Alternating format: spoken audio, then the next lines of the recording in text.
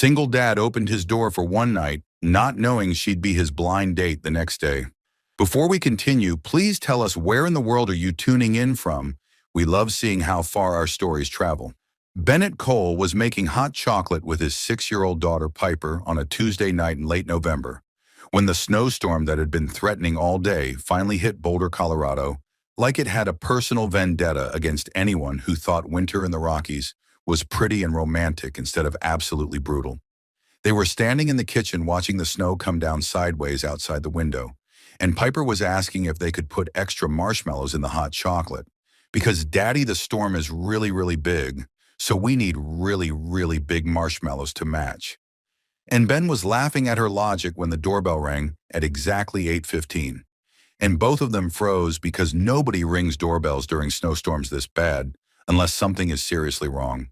Ben told Piper to stay in the kitchen and walk to the front door, trying to think of who would possibly be out in weather like this.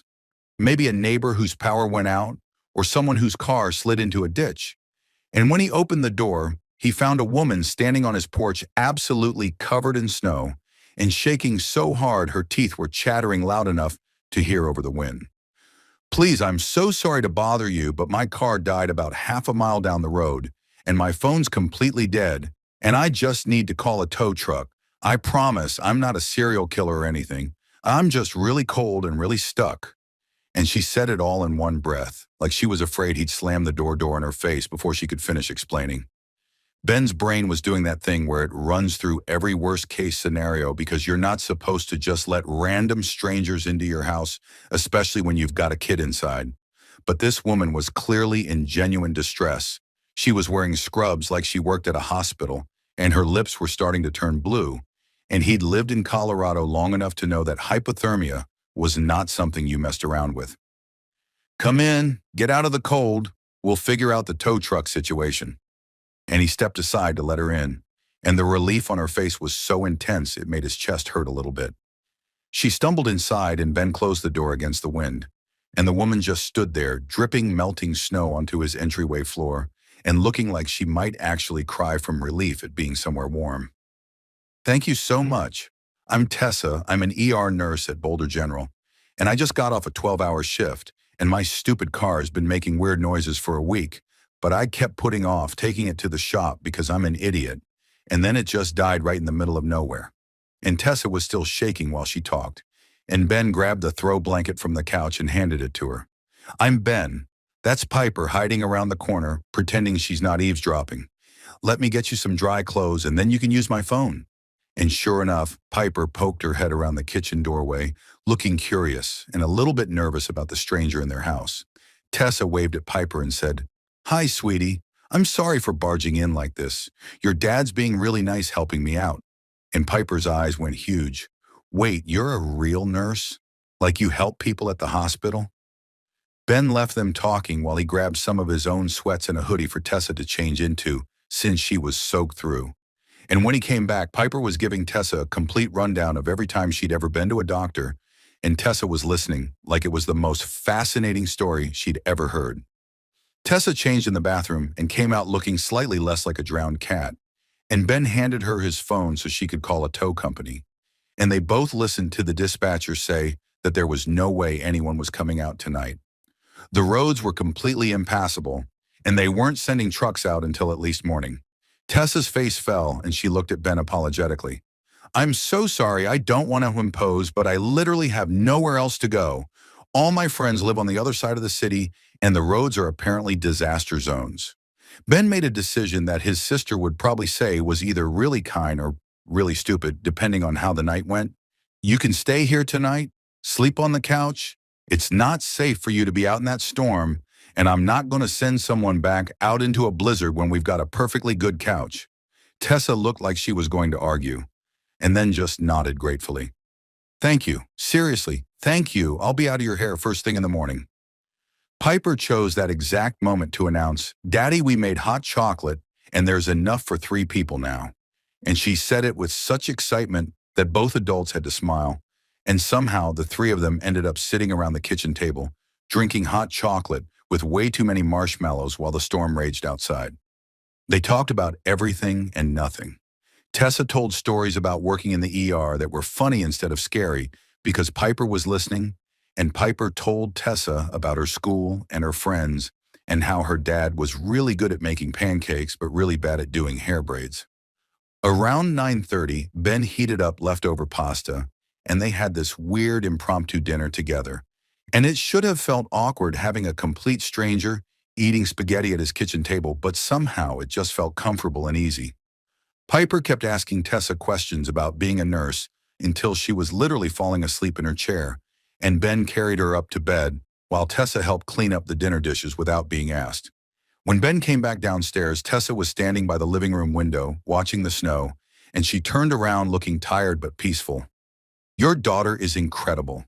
You're doing an amazing job with her." And Ben felt that familiar ache in his chest. "Thanks. It's just been me and her for about 2.5 years now. My wife Laura passed away, and it's been a learning curve figuring out how to do this solo." Tessa's expression went soft with understanding. "I'm really sorry for your loss, and for what it's worth, you're clearly crushing it at the single dad thing. Piper's happy and smart and kind. That doesn't happen by accident." They talked for another hour about parenting and work and life. Nothing deep or romantic, just two people who'd been thrown together by circumstance finding out they had easy conversation. And around 11, Tessa was yawning so hard her jaw cracked, and Ben set her up on the couch with blankets and pillows. Morning came way too early, and Ben woke up to the sound of a truck outside, looked out the window and saw a tow truck pulling up, and when he went downstairs, Tessa was already awake and folding the blankets neatly on the couch. "Tow truck's here. I called them an hour ago. Didn't want to wake you guys up." And she was back in her now dry scrubs, looking professional and put together, and Ben walked her to the door feeling weirdly sad that this strange little interlude was ending. "Thank you for saving my life last night. Seriously, I could have frozen out there or worse. How can I ever repay you?" Tessa asked, and Ben shook his head. "Just pay it forward someday. Help someone else when they need it. That's all the payment I need." Piper came running down the stairs, still in her pajamas, to say goodbye. "Bye, Tessa. I hope your car gets fixed. You're the nicest nurse ever." And Tessa hugged her and told her to keep being awesome, and then she was gone, walking down the snowy driveway to the waiting tow truck. Ben spent the rest of the day trying not to think about the stranger who'd spent the night on his couch and how easy it had been to talk to her. And he was making lunch when his sister Monica called, and her voice was way too cheerful, which meant she was up to something. "Don't tell me you forgot. Bennett Cole, you promised me you'd go on this blind date tonight at 6 p.m. at Crossroads Cafe. Her name is Tessa, and that's literally all I'm telling you. Please tell me you're still going." And Ben's stomach dropped because he had forgotten. He'd agreed to this stupid blind date 3 weeks ago just to get Monica off his back about getting back out there. Yeah, I remember 6 p.m., Crossroads, blind date with some woman named Tessa, and he said it with zero enthusiasm, and Monica made him promise twice more before she'd hang up. And Ben spent the afternoon dreading the awkward small talk and forced conversation that was definitely coming his way.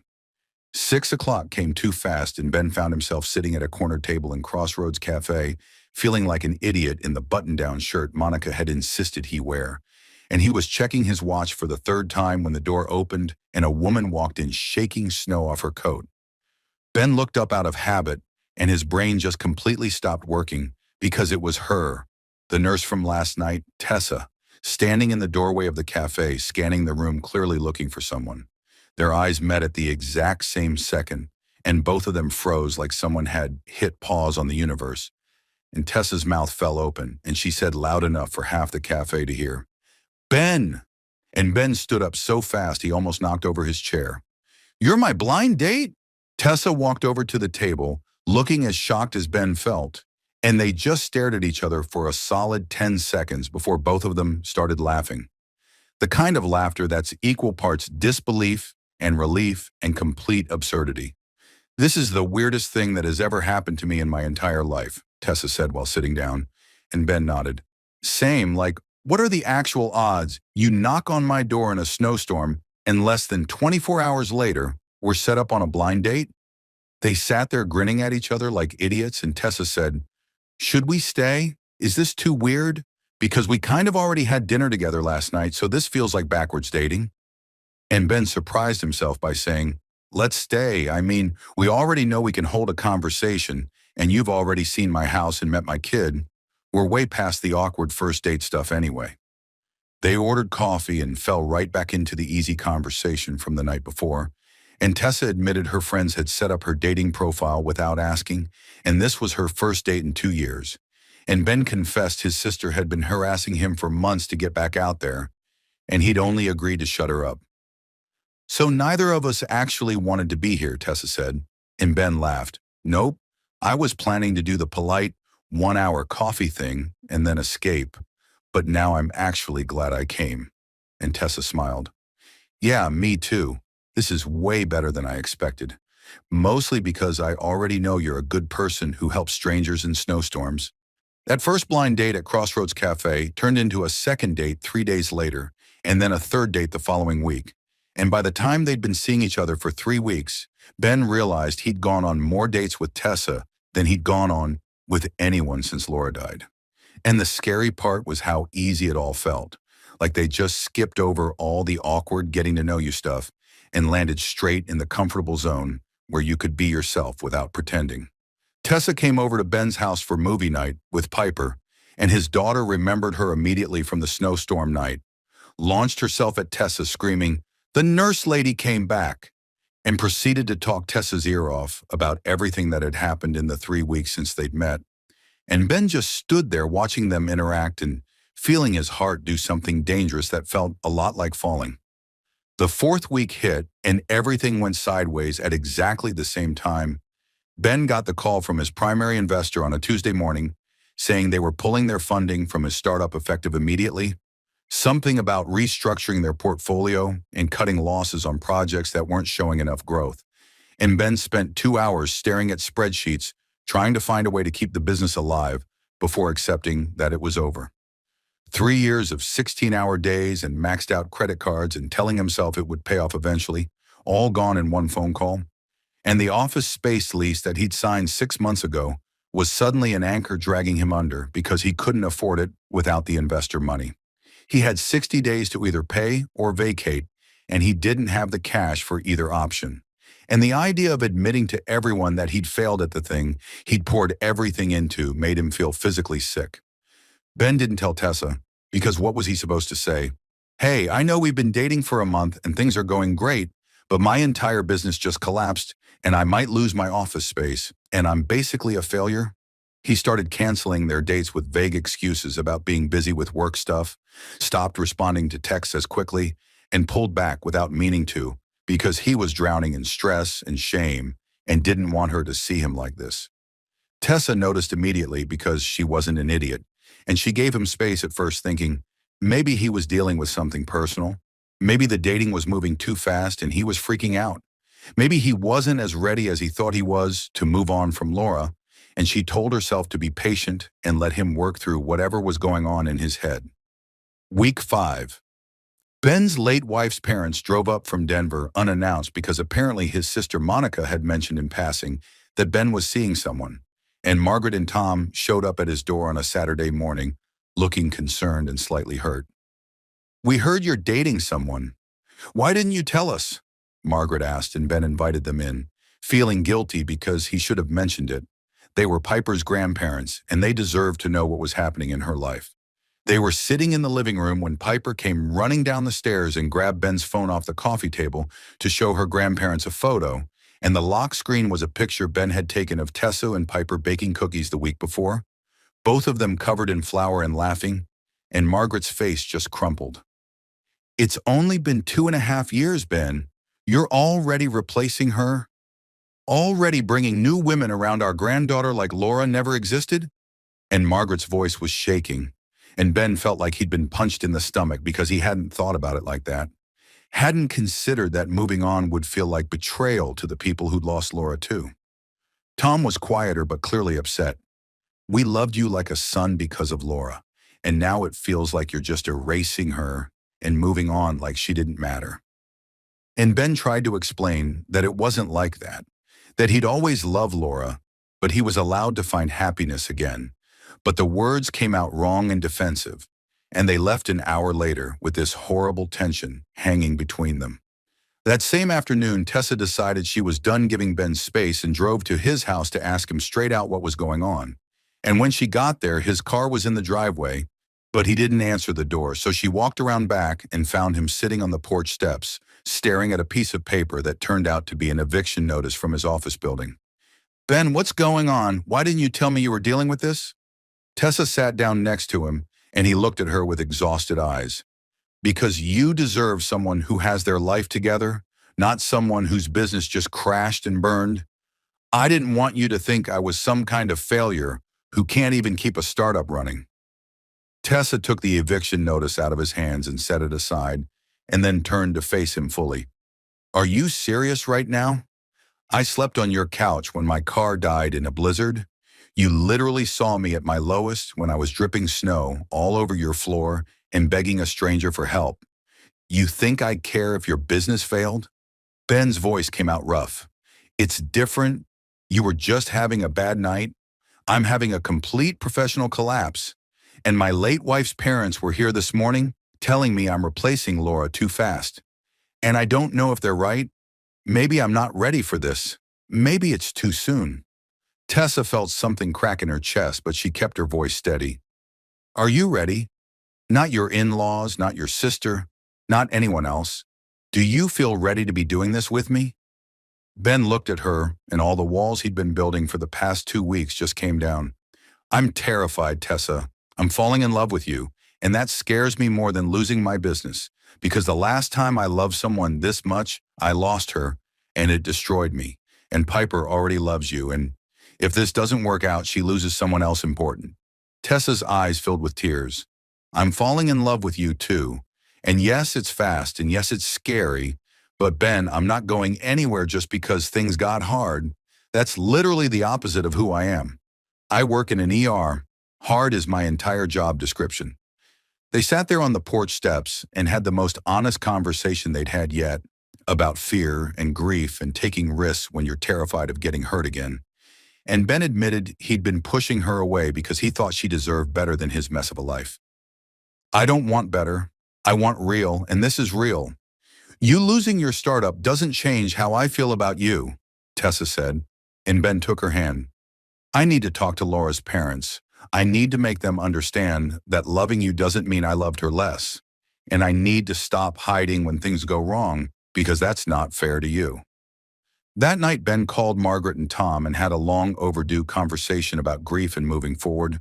Told them that Laura would always be Piper's mom and he'd never try to replace her or erase her memory, but he was allowed to build new life and find love again. And it took an hour of talking and some tears on both sides, but they finally admitted they weren't really angry about him dating. They were scared of losing their connection to Piper as Ben built a new family. 2 days later, Ben officially closed his startup and started looking for regular tech jobs with steady paychecks, and it hurt like hell to admit defeat. But it also felt like this weight lifting off his shoulders, like he could finally breathe again without the constant stress of keeping a sinking ship afloat. Tessa was there when he locked up his office for the last time, helped him pack up 3 years' worth of work into boxes, and didn't say anything when he sat in his empty office and cried for 20 minutes about the dream he was letting go. "You're not a failure for knowing when to pivot. You're smart for recognizing what's not working and being brave enough to try something different," she told him on the drive home. And Ben squeezed her hand and said, "I love you. Like actually, genuinely love you. And I'm done pretending I'm not all in on this." Tessa pulled the car over into a parking lot and turned to face him. "I love you too. And I love Piper. And I'm all in too. But Ben, we have to promise to be honest with each other going forward. No more hiding when things get hard. We deal with stuff together, or this doesn't work." Ben pulled her across the center console and kissed her. "Deal. Complete honesty from here on out. We're a team now." And Tessa kissed him back, thinking about how weird it was that she'd knocked on a stranger's door in a snowstorm a month ago. And now that stranger was the person she wanted to build a life with. And maybe that's how the best things happened. Completely by accident when you least expected them. 6 months went by faster than Ben thought possible, and his life looked completely different from the chaos of that November when everything had fallen apart. He'd landed a solid software engineering job at a mid-sized tech company that paid well and had actual benefits in normal hours. And coming home at 5:30 every day instead of working until midnight felt like a luxury he'd forgotten existed. Tessa was still pulling her rotation of night shifts at Boulder General, but Ben had gotten into the habit of bringing her coffee at 2 in the morning when she was dragging, and the ER staff had adopted him as their unofficial mascot, who showed up with caffeine and sometimes donuts when things got really crazy. Piper had started calling Tessa by her first name, but treated her like family, would ask, "Is Tessa coming over tonight?" The same way other kids asked about their favorite aunts or cousins, and Ben's heart would do that melting thing every time he watched them together. Late November rolled around again, and Ben was watching the weather forecast predict another massive snowstorm heading for Boulder. And he looked at Tessa, who was curled up on his couch reading a book while Piper did homework at the kitchen table. And he realized with this overwhelming clarity that exactly 1 year ago, this woman had been a complete stranger, knocking on his door, desperate and freezing, and now she was the most important person in his life, besides his daughter. "Hey, Tessa, you know what tomorrow is?" Ben said, and Tessa looked up from her book with a confused expression. "Wednesday," and Ben laughed. "Yeah, but it's also November 23rd. 1 year exactly since you knocked on my door in that snowstorm and completely changed my life without either of us knowing it." Tessa's whole face softened, and she put down her book. "Oh my God, you're right. 1 year ago, I was standing on your porch thinking I might actually freeze to death, and you let a total stranger into your house. I can't believe it's been a whole year." They spent that evening reminiscing about that night, about how awkward it had been, and how neither of them could have predicted they'd end up here. And Piper was absolutely fascinated by the story she'd heard a million times, but never got tired of. Kept asking questions about what they were thinking and feeling during every part of the night. "Daddy, did you think Tessa was pretty when she was all wet and snowy?" And Ben laughed while Tessa's face went red. "I thought she looked like she needed help. That's what I was thinking about. But yeah, Bug, she was pretty even covered in snow." The next day, the predicted snowstorm hit right on schedule, and it was almost eerie how similar it was to the year before. The same sideways wind and heavy snow, and that specific quality of light that made everything look like a snow globe. Ben had taken the day off work, and Tessa had swapped shifts so she could be there. And the three of them were making hot chocolate together in the kitchen, just like that first night. And Ben kept catching Tessa's eye and smiling, because they were both thinking the same thing about how much had changed in 12 months. Around 8 o'clock that night, the exact time Tessa had shown up the year before, Ben told Piper he needed to talk to Tessa about something important, and could she go play in her room for a few minutes, and Piper got this knowing look on her face like she'd been expecting something, and ran upstairs way too eagerly. Ben led Tessa to the front door and opened it to show the storm raging outside exactly like it had been that night. And Tessa laughed and said, "Are you trying to recreate the moment? Because I'm significantly warmer and drier this time around, so it's not quite the same vibe." Ben took both her hands and his heart was pounding so hard he thought she might be able to hear it. "1 year ago, you knocked on that door freezing and desperate and scared, and I opened it not knowing that the person standing there would become the love of my life. And Tessa, I don't want to spend another year not being completely sure about our future together." He pulled a small box out of his pocket and got down on one knee right there in the doorway with the snow blowing in, and Tessa's hands flew to her mouth and tears immediately started running down her face. "Tessa Vaughn, you walked into my life during a snowstorm and you never really left. You love my daughter like she's yours. You stuck around when my whole business collapsed. You're patient with me when I'm stuck in my head about grief and fear, and I want to spend the rest of my life opening doors for you both literally and metaphorically."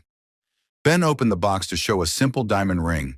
Nothing crazy expensive because they were both still paying off student loans and living real life. But it was perfect and it was real. "Will you marry me? Will you let me be the person you come home to after your night shifts? Will you build this crazy, beautiful life with me and Piper?" Tessa was full on sobbing at this point and nodding so hard she looked like a bobblehead. "Yes, oh my God, yes, absolutely yes, I love you so much. This is the most perfect proposal in the history of proposals." Ben stood up and slid the ring on her finger, and kissed her while snow blew into his entryway, the same way it had a year ago. And from upstairs they heard Piper screaming, "She said yes! I heard her say yes! Can I come down now?"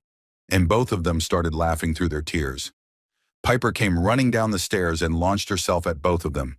"Does this mean Tessa's gonna be my actual mom now? Like for real official?" And Tessa knelt down to Piper's level. "I'm going to marry your dad, which means I'll be your stepmom, and I will love you and be here for you always. But your mom, Laura, will always be your mom too, and we're going to make sure you always remember her, okay?" Piper threw her arms around Tessa's neck. "I know, Dad shows me pictures and tells me stories, but I'm really happy you're going to be here too." They got married 6 months later in May, when the snow had finally melted and the mountains were green again. Small ceremony at a local venue with just family and close friends. And Piper was the flower girl wearing a purple dress she'd picked out herself and carrying a basket of petals like her life depended on getting it right. Ben's sister Monica gave a speech about how she took full credit for setting up the blind date, even though the snowstorm had technically introduced them first. And Tessa's co-workers gave a toast about how they never thought Tessa would settle down because she was married to her job. And Margaret and Tom were there in the front row crying happy tears because they'd come around to understanding that Ben loving Tessa didn't diminish what he'd had with Laura. Ben had set up a small memorial table with a photo of Laura and a candle, honoring the past while celebrating the future. And during the ceremony, he looked at it and felt a sense of peace, like maybe Laura was okay with all of this. Maybe she'd sent that snowstorm specifically to put Tessa on his doorstep. The reception was at their house, the same house where everything had started, and there were photos everywhere of their journey from that weird first night to now. And on the mantle was a new family photo of the three of them, next to a smaller frame holding Laura's picture, because they were teaching Piper that families can grow and change and hold space for everyone who matters. During their first dance, Tessa whispered, "A year and a half ago, I knocked on a stranger's door, thinking I just needed a phone and a warm place to wait. I had no idea I was knocking on the door to my entire future." And Ben whispered back, "And I opened it thinking I was just helping someone for one night. Didn't know I was letting in the person who'd make me believe in second chances." They danced while Piper ran around with the other kids and the sun set over the mountains. And everything felt exactly right in the way that real life rarely does, but sometimes, if you're really lucky, manages to be. 2 years after the proposal, on another snowy November evening, Ben and Tessa were home with Piper, who was now 9, and their 10-month-old son Aaron, who Tessa had given birth to the previous winter. And the doorbell rang during dinner, which was weird because they weren't expecting anyone. Piper jumped up yelling, "Maybe it's someone who needs help like Mom did." And she'd started calling Tessa Mom about 6 months after the wedding. And Ben and Tessa exchanged a look because they'd been teaching Piper about kindness and helping others and using their story as an example.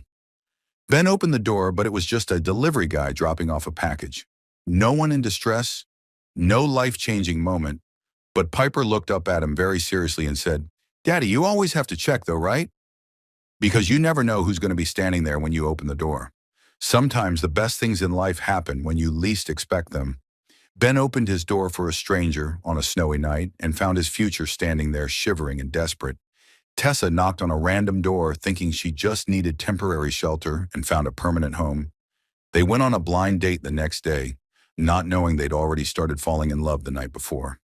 If this story reminded you that kindness to strangers can change everything, that the worst moments can lead to the best outcomes, and that opening your door both literally and emotionally can let in exactly what you didn't know you needed, hit that subscribe button and share this with someone who needs to hear that second chances are real, and sometimes they show up in a snowstorm.